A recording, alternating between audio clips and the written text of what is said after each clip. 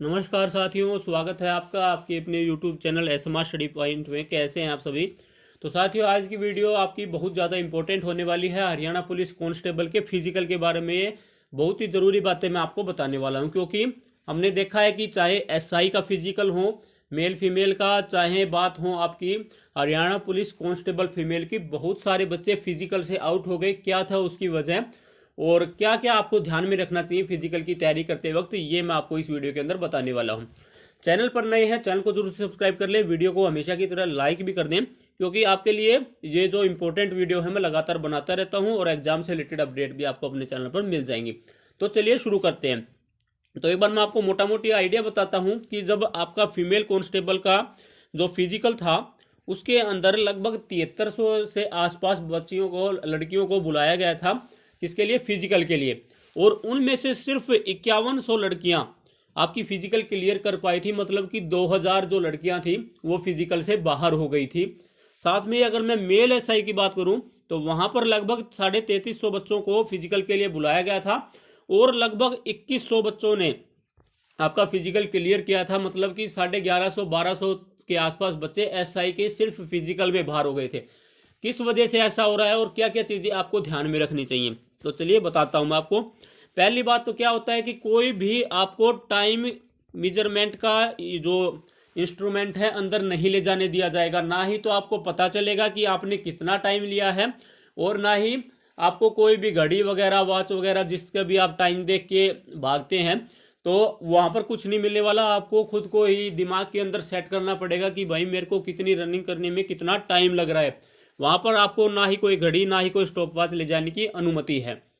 साथ में ही दूसरी बात, वहां पर आपको यह भी नहीं पता चलेगा कि मैंने रेस क्लियर की है या नहीं की है, कितना टाइम मैंने लिया है।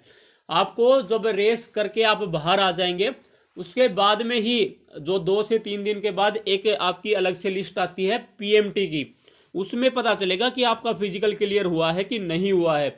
मतलब कि वहां पर किसी को भी नहीं पता चलेगा कि मैंने फिजिकल क्लियर कर दिया है या नहीं कर दिया है। तो तीसरी बात आपको ध्यान में रखनी है क्योंकि वो है आपकी डिस्टेंस से रिलेटेड। जहां पर भी आप प्रैक्टिस कर रहे हैं वहां पर आप अपना जो गूगल मैप का जो लोकेशन सिस्टम होता है वहां पर मार्क करके और डिस्टेंस को एक्यूरेट नाप लें कि आप पूरा 2.5 किलोमीटर रन कर भी रहे हैं या नहीं। ऐसा देखा जाता है कि बच्चे कभी 2200-2300 के आसपास रनिंग करते हैं, टाइम निकाल लेते हैं, पर जब फाइनली वहां पर दौड़ते हैं पूरा 2.5, तो वहां पर बच्चों को दिक्कत होती है और इस वजह से उनका फिजिकल है वो रह जाता है। तो आपको अपनी पूरी जो लेंथ है वो कवर करनी है, ये बात आप ध्यान रखेंगे।